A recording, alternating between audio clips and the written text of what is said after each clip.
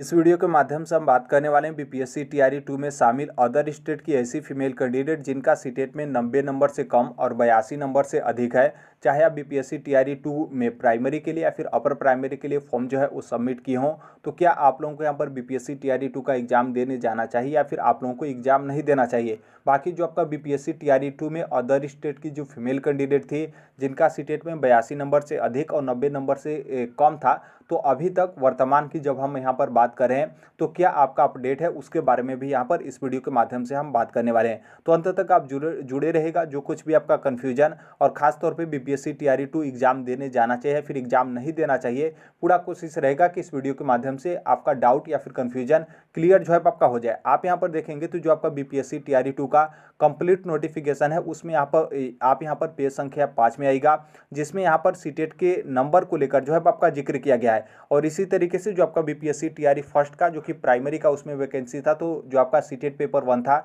तो उसमें भी इतना ही जो है आपका पासिंग मार्क्स था जितना आपका सीटेट पेपर 2 में जो है आपका दिया गया है। यहाँ पर आप देखेंगे जहाँ पर आपका बोला गया कि सामान्य कोटि की महिला उम्मीदवारों को 55%, इसका मतलब है कि सीटेट में आपका 82 नंबर है तो आप यहाँ पर एलिजिबल हैं। किसी भी तरीके का दिक्कत नहीं है, चाहे आपका पेपर 1 या फिर जो है आपका सीटेट का पेपर 2 जो है आपका है अदर स्टेट के फीमेल कैंडिडेट है, आपका यहाँ पर 82 नंबर जो है वो चाहिए। अब यहाँ पर देखिए इसको लेकर बहुत सारे अभ्यर्थी बोलते हैं कि नहीं, ये जो 82 नंबर है वो यहाँ पर बिहार की जो सामान्य कोटि की महिला उम्मीदवार हैं सिर्फ उनका यहाँ पर 82 नंबर जो है आपका मांगा गया है। जो अदर स्टेट की फीमेल कैंडिडेट है उनका यहाँ पर 90 नंबर जो है आपका मांगा जाता है। 82 नंबर सिर्फ यहाँ पर बिहार की जनरल फीमेल कैंडिडेट का जो है आपका पासिंग मार्क्स है। देखिए ऐसा बिल्कुल नहीं है, क्योंकि यहाँ पर ऐसा कब होता है जब आपका जो 50% फीमेल को जो रिजर्वेशन मिलता है वो रिजर्वेशन पॉलिसी नहीं रहता तब, या फिर बिहार सरकार बोलती कि जो अदर स्टेट की फीमेल कैंडिडेट हैं उनको हम बिहार की फीमेल कैंडिडेट जो जनरल वाली फीमेल कैंडिडेट है उनके साथ नहीं रखेंगे बल्कि जो मेल कैंडिडेट है उनके साथ रखेंगे। तब न जब यहाँ पर मेल कैंडिडेट का सीट पे अदर स्टेट की फीमेल कैंडिडेट जाती तब ऐसे कंडीशन में उनका कितना नंबर चाहिए होता, सीटेट में 90 नंबर जो है आपका चाहिए होता। 90 नंबर से कम होता तो आप यहाँ पर एलिजिबल नहीं है। बाकी यहाँ पर क्या है कि आप सभी लोग को पता है कि जो आपका बीपीएससी टीआरई फर्स्ट का जो आपका कंप्लीट आपकी वैकेंसी हुई है तो उसमें जो अदर स्टेट की फीमेल कैंडिडेट थी उनको जो सीट का बंटवारा हुआ था या फिर जो आपके एग्जाम हुए थे वो यहाँ पर बिहार की जो फीमेल कैंडिडेट थी उनके साथ एग्जाम भी जो है आपका हुआ था। और जो आपका सीट का बंटवारा हुआ था तो जो बिहार की सामान्य कोटि की महिला उम्मीदवारों के लिए जो सीट था वहीं अदर स्टेट की फीमेल कैंडिडेट के लिए सीट था। क्योंकि आप सभी लोग को पता होगा कि अदर स्टेट की फीमेल कैंडिडेट किसी भी कैटेगरी से आएंगी, बिहार में आप जाएंगी तो सामान्य जो आपका सीट है तो उसमें आप आएंगी, और सामान्य में भी यहाँ पर अदर स्टेट की महिलाओं को भी यहाँ पर बिहार सरकार रिजर्वेशन देती है कि आपको जो सामान्य मेल कैंडिडेट का सीट है या फिर मेल कैंडिडेट है उनके साथ आपको बिहार सरकार नहीं रखती है, बल्कि जो सामान्य कोटि की महिला है उनके साथ जो है वो अदर स्टेट की फीमेल कैंडिडेट को भी यहाँ पर बिहार सरकार के तरफ से जो है आपका रखा जाता है। तो इसका मतलब साफ है कि जब यहाँ पर जो बिहार की सामान्य कोटि की महिला उम्मीदवार हैं उनके साथ अदर स्टेट के फीमेल कैंडिडेट को रखा जा रहा है, तो इसका मतलब साफ है कि जब उनका क्वालिफिकेशन और उनका सीट और उनका एग्जाम जब बिहार की सामान्य कोटि जो महिला उम्मीदवार हैं उनके साथ हर एक चीज़ आपका कट ऑफ मेरिट वगैरह बनाया जा रहा है, तो यहाँ पर जो आपका सीटेट का पासिंग मार्क्स है क्या उसमें आपका सिर्फ बदलाव किया जाएगा कि नहीं, इसमें सिर्फ आपका 90 नंबर होना चाहिए, बाकी हर एक चीज़ में जो सामान्य कोटि की महिला उम्मीदवार हैं उनके साथ हम यहाँ पर जो है वो रखेंगे। तो ऐसा बिल्कुल नहीं है। तो जो अदर स्टेट की फीमेल कैंडिडेट है उनका यदि आपका यहाँ पर सीटेट में 82 नंबर है, 82 नंबर से प्लस है या फिर 82 नंबर है तो आप यहाँ पर बिल्कुल एलिजिबल हैं, किसी भी तरीके का दिक्कत नहीं होगा। इस पर हम ज़्यादा बात नहीं करेंगे क्योंकि ऑलरेडी आपका बीपीएससी टीआरई फर्स्ट में आपकी वैकेंसी हो चुकी है, तो इसमें आप सभी लोगों को जो है वो पता है। बाकी यहाँ पर जो आपका मेन पॉइंट है कि एग्जाम देने जाएं या फिर हमें यहाँ पर एग्जाम जो है वो नहीं देना चाहिए। तो देखिए यहाँ पर मैं यही कहूँगा कि आप सभी लोगों को एग्जाम जो है वो देने जाना चाहिए, क्योंकि नॉर्मल सी बात है आप जब फॉर्म सबमिट की होंगी तो कुछ सोच समझ कर ही फॉर्म जो है वो सबमिट की होंगी कि आपका सीटेट में 90 नंबर से कम है, 82 नंबर से अधिक है, तो हम यहाँ पर किस लिए जो है फॉर्म सबमिट किए होंगे। फॉर्म सबमिट किए उतना पैसा लगा, बुक वगैरह मंगाई होंगी उसमें पैसा लगा होगा, इतने दिन आप मन लगाकर पढ़ाई की होंगी तो उसमें भी आपका जो है काफ़ी ज़्यादा मेहनत और आपका समय जो है वो लगा। और अब यहाँ पर जो आपका लास्ट स्टेज जो कि 2-4 दिन का आपका समय बचा है, तो इसमें जो आपके मन में डाउट वगैरह हो रहे हैं या फिर जो कुछ भी कन्फ्यूजन हो रहे हैं कि हमें पेपर देने जाना चाहिए या फिर पेपर जो है वो नहीं देने जाना चाहिए, तो यहाँ पर पूरा कोशिश करिएगा कि वो सभी डाउट या फिर जो कुछ भी आपके माइंड में मिथ वगैरह जो भी आपके पले हुए हैं उन सभी चीज़ों को इग्नोर करिएगा और आपको यहाँ पर पेपर देने बहुत फ्रेश तरीके से अच्छे तरीके से जाना है, ताकि मतलब अच्छा खासा आप सॉल्व करें और अच्छा खासा मार्क्स जो है आप जो है वो अचीव करके आएँ। अब यहाँ पर देखिए जो आपका यहाँ पर डाउट है, डाउट का मतलब यहाँ पर यह है कि दो तरीके से जो है आपका डाउट है। अब नॉर्मल सी बात है, आप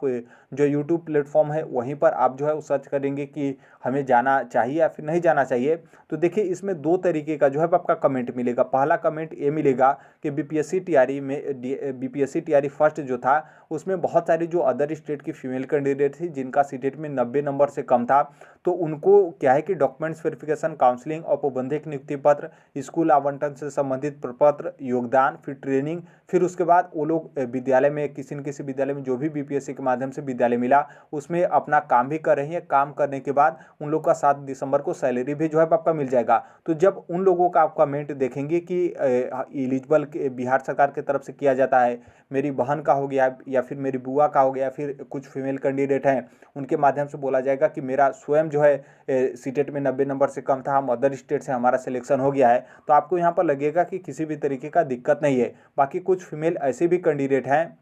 जिनके माध्यम से बोला जाएगा कि नहीं, हमारा सीटेट में 82 नंबर से अधिक था, 90 नंबर से कम था, हमारा डॉक्यूमेंट्स वेरिफिकेशन, काउंसलिंग वगैरह ही नहीं करा गया। तो आपको यहाँ पर लगेगा कि वो मतलब कि यहाँ पर क्या किया जा रहा है कि अदर स्टेट के फीमेल कैंडिडेट को 90 नंबर से कम होने पर उनको जो है वो नहीं लिया जा रहा है। तो देखिए ये आपका मामला जो आपका बीपीएससी टीआरई फर्स्ट था तो उसमें सभी जिले में जो है आपके यहाँ पर इस तरीके का नहीं था। खास तौर पे जो आपका मुजफ्फरपुर जिला था और जो आपका अरवल जिला था, इसके अलावा कुछ अन्य जिले थे। तो यहाँ पर क्या हुआ था कि जो अदर स्टेट के फीमेल कैंडिडेट थे जिनका सीटेट में 90 नंबर से कम था तो उन लोग का यहाँ पर काउंसलिंग ही नहीं कराया गया। बाकी ये जो आपका मुजफ्फरपुर और अरवल वगैरह ये जिला है, इसमें बहुत सारी फीमेल कैंडिडेट जो अदर स्टेट की थी जिनका सीटेट में 82 नंबर से 90 नंबर से कम था, तो बहुत सारे फीमेल कैंडिडेट का काउंसलिंग कराया गया और बहुत सारे फीमेल कैंडिडेट का काउंसलिंग नहीं कराया गया। जो कि ये आपका मतलब आप समझ सकते हैं कि मतलब जो आपका बिहार का शिक्षक भर्ती टीआरई मतलब बीपीएससी टीआरई फर्स्ट वाला था, तो उसमें अलग अलग जिले में इस तरीके से जो है आपका किया गया था। मैक्सिमम जो जिले हैं वहाँ पर अदर स्टेट के फीमेल कैंडिडेट को सीटेट में उनका 90 नंबर से कम था, 82 नंबर से अधिक था, तो उनका काउंसलिंग कराने के बाद वो अपनी नौकरी भी जो है कर रही हैं, किसी भी तरीके का दिक्कत नहीं है। बाकी बहुत सारी जो जिले हैं वहाँ पर डॉक्यूमेंट्स वेरिफिकेशन, काउंसलिंग ही नहीं कराया गया, और जब काउंसलिंग ही नहीं कराया गया तो वो लोग सिस्टम में इंटर ही नहीं की, और जब सिस्टम में इंटर नहीं की तो उनके तरफ से इंतजार किया जाता रहा कि अब शिक्षा विभाग की तरफ से नोटिस आएगा, जिला शिक्षा पदाधिकारी की तरफ से नोटिस आएगा कि आप लोग यहाँ पर एलिजिबल हैं, ये काउंसलिंग करा लीजिए। लेकिन ऐसा कुछ भी नहीं हुआ। जो लोग अपना काउंसलिंग कराने के बाद नौकरी में जो है इंटर की, ट्रेनिंग वगैरह, औपबंधिक नियुक्ति पत्र वगैरह हर एक चीज़ में शामिल हो गई, आज तक वो लोग जो है वो नौकरी करें, किसी भी तरीके का दिक्कत नहीं हुआ। तो देखिए ये आपका टीआरई सेकेंड जो है उसमें आपका दिक्कत कब होगा? अभी तो आपका एग्जाम के टाइम पर किसी भी तरीके का दिक्कत नहीं होगा। एग्जाम के टाइम पर तो आपका नंबर देखा नहीं जाएगा कि आपका सीटेट में कितना नंबर है। देखिए जो आपका दिक्कत होता है वो आपका डॉक्यूमेंट्स वेरिफिकेशन में जो है आपका दिक्कत होगा, क्योंकि शिक्षा विभाग की तरफ से क्लियर कट एक मतलब कहा जाता है कि क्लियर कट नोटिस उस तरीके का नहीं दिया जाता है। और बहुत सारे जो जिला शिक्षा पदाधिकारी हैं उनके तरफ से मतलब वो लोग खुद जो है कन्फ्यूज क्रिएट करते हैं कि जो अदर स्टेट के फीमेल कैंडिडेट हैं वो बिहार की जनरल फीमेल कैंडिडेट हैं उनके साथ न रखकर जो मेल अनारक्षित वाला सीट है उसके साथ रखते हैं। और जब उसके साथ रखते हैं तो आप लोग का सीटेट में 90 नंबर जो है उन लोग खोजने लगते हैं, और जब 90 नंबर नहीं होता है तो आप लोग को यहाँ पर बाहर कर देते हैं। तो इस तरीके से जो है आपका होता है। और यदि मान लीजिए आपका बीपीएससी टीआरई 2 में यदि मुजफ्फरपुर या फिर अरवल वगैरह इस तरीके से जो है आप लोगों का जिला मिल जाता है और फिर वहाँ पर आपका डॉक्यूमेंट्स वेरिफिकेशन हो जाता है, तो शायद हो सकता है कि वहाँ पर आपका दिक्कत हो, या फिर ऐसा भी मतलब हो सकता है कि टीआरई फर्स्ट में आपका प्रथम वैकेंसी था तो उसमें जो शिक्षा विभाग के अधिकारी उनके तरफ से बोल दिया गया हो कि नहीं इस तरीके का कोई दिक्कत ना हो, तो टीआरई सेकेंड में भी आपका किसी भी तरीके का दिक्कत नहीं होगा। बाकी इसके अलावा जितने भी आपके जिले थे, कुछ जिले में कुछ और जिले थे जहाँ पर रोका गया था, नाम उतना अच्छे से नहीं पता है। बाकी मैक्सिमम जो आपके मतलब कमेंट आ रहे थे कि मुजफ्फरपुर में इस तरीके का हुआ, अरवल वगैरह में इस तरीके का हुआ कि अदर स्टेट की फीमेल कैंडिडेट को सीटेट में 82 नंबर से अधिक और 90 नंबर से कम था, तो उनको जो है डॉक्यूमेंट्स वेरिफिकेशन उन लोग का नहीं किया गया। तो इस तरीके का जो है आपका मैटर है, तो इसलिए आप यहाँ पर पेपर देने जो है वो जरूर जाएगा। अब हो सकता है कि शायद आपका नसीब उस तरीके का हो कि ये वाला जो है आपका जिला आवंटित कर दिया जाए और इसी जिले में जो है आप लोगों का डॉक्यूमेंट्स वेरिफिकेशन हो।